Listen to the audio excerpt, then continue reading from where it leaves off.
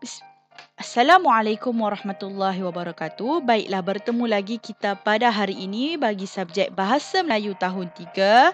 Jadi kita akan belajar unit 11, Hormat Menghormati Budaya Kita. Kita akan belajar kerangka kanangan. Jadi murid-murid boleh buka buku teks jilid 1 halaman 71. Jadi sebelum itu jom kita lihat objektif pembelajaran pada hari ini. Murid dapat menulis ayat berdasarkan kerangka karangan. Okey?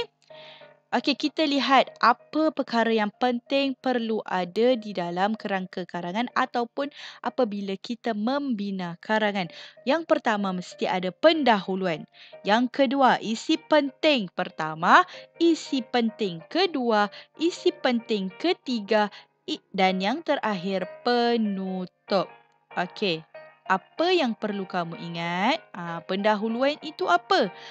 Pendahuluan itu merupakan pengenalan tentang tajuk, penerangan dan menerangkan dan memperkenalkan tajuk karangan dan perlu ingat satu perenggan.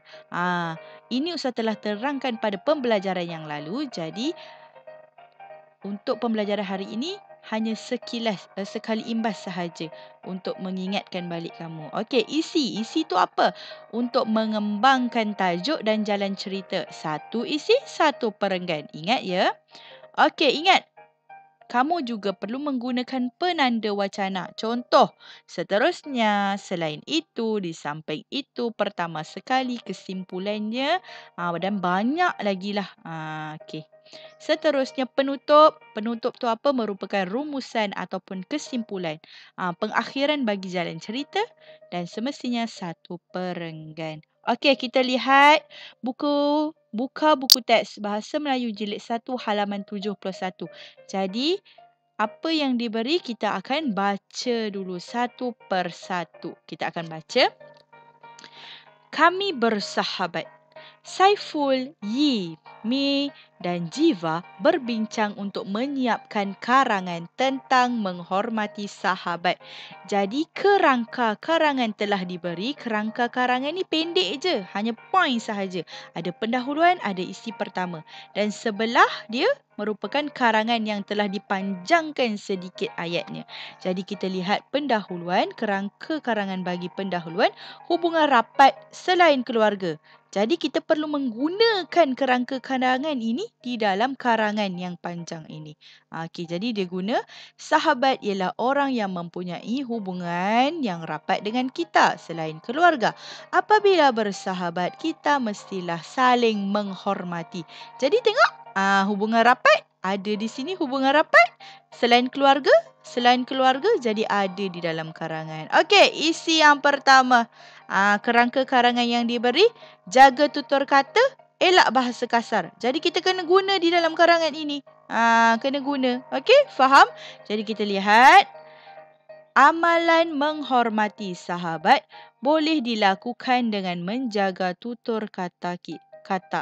Kita perlu mengelakkan bahasa kasar. Nampak bahasa kasar dalam pertuturan kita agar dapat menjaga hati dan perasaan sahabat kita.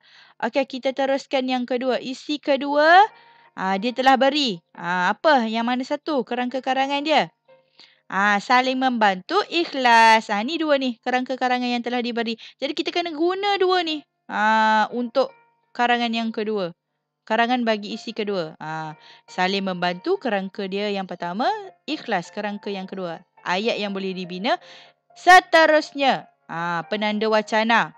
Kita boleh saling membantu. Nampak ada saling membantu sahabat kita dengan ikhlas kerana ia merupakan amalan yang mulia. Jadi, isi ketiga. Kerangka karangan ketiga mana? Mengambil berat, berkongsi masalah. Kerangka yang ketiga. Guna ni. Guna kerangka yang ketiga ni. Selain itu, penanda wacana. Selain itu, kita perlulah sentiasa mengambil berat. Nampak? Ada mengambil berat tentang keadaan sahabat kita. Kita boleh berkongsi masalah. Ada juga daripada kerangka karangan yang diambil dengan sahabat kita. Dan yang terakhirnya, penutup kerangka karangan Penutup, hormati sahabat, orang menghormati kita. Kesimpulannya, jika kita menghormati sahabat, ramai orang akan menghormati kita. Oleh itu, hargailah sahabat kita dengan sebaiknya. Okey, baiklah kita teruskan dengan aktiviti kita pada hari ini. Boleh buka buku aktiviti Bahasa Melayu jilid 1 muka halaman 79. Maaf. Okey, halaman 79. Jadi, kerangka karangan, lengkapkan kerangka karangan dan tulis karangan. Berkaitan dengan apa? Berkaitan tentang apa? Raikan Hari Kebangsaan negara kita. Jadi, dia telah bagi pendahuluan, ada kerangka juga. Isi pertama, isi kedua tak ada. Tiada, kita kena fikir sendiri. Isi ketiga, kena fikir sendiri juga. Dan penutup juga telah diberi. Jom kita lihat satu persatu. Okey, pendahuluan. Dia telah beri dan dia telah bina karangan di sini. Okey, contoh. 31 Ogos, seluruh rakyat Malaysia, pelbagai kaum. Jadi ayatnya, pada 31 Ogos setiap tahun, negara kita akan menyambut Hari Kebangsaan. Seluruh rakyat Malaysia yang terdiri daripada pelbagai kaum akan meraikannya. Okey, jom kita buat isi yang kedua. Isi yang pertama, kerangka karangan telah diberi. Apa dia?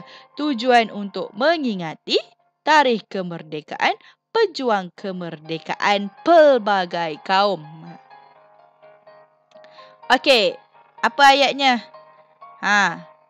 Okey, jom kita baca.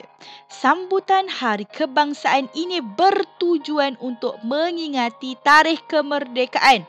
Nampak yang warna merah ni, tulisan warna merah ni merupakan kerangka karangan yang telah diberi. Yang ni kita buat, kita sambung ayat sendiri. Ikut kreativiti kita. Bagi siapa? Bagi negara kita iaitu Malaysia pada tarikh 31 Ogos 1957. Selain itu, penanda wacana kita guna sambutan Hari Kebangsaan ini untuk mengingati jasa-jasa pejuang kemerdekaan. Nampak? Ada juga pejuang kemerdekaan yang terdiri daripada pelbagai kaum. Okey, seterusnya. Isi kedua tak ada. Jadi kita kena buat sendiri. Ikut kreativiti ke sendiri. Jadi ini yang Ustazah cadangkan. Perarakan perbarisan daripada pasukan beruniform, polis, tentera. Perarakan perbarisan sangat kemas dan bersemangat, lagu patriotik. Jadi jom bina karangan.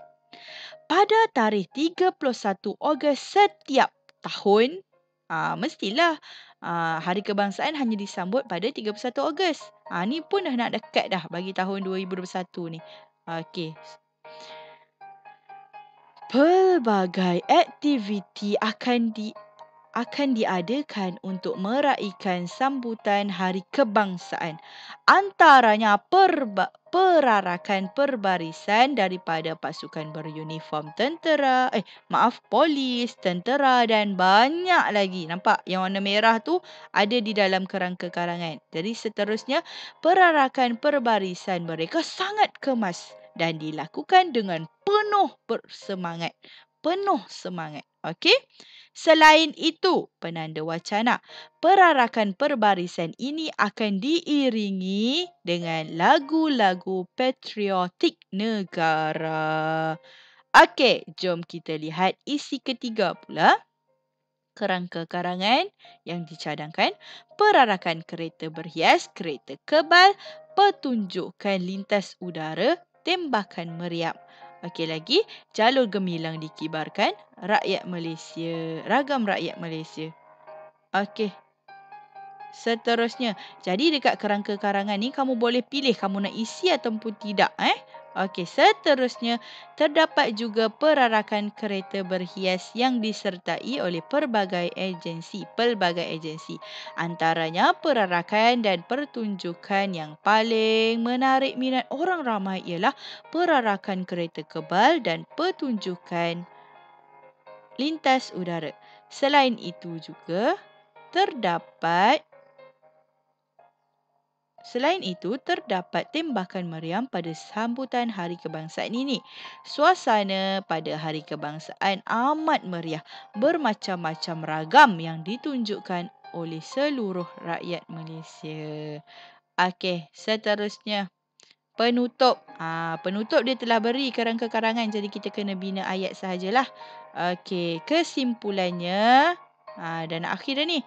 Sambutan Hari Kebangsaan Negara dapat menanam perasaan cinta akan negara dan dapat mengukuhkan lagi perpaduan dalam karangan rakyat negara Malaysia yang berbilang kaum. Okey, jadi kamu boleh tulis semua yang warna kuning ni, ayat ni di dalam buku penulisan. Okey? Boleh? Okey. Jadi itu sahaja untuk pembelajaran pada hari ini. Sekian, terima kasih. Assalamualaikum warahmatullahi wabarakatuh. Kamu semua terbaik.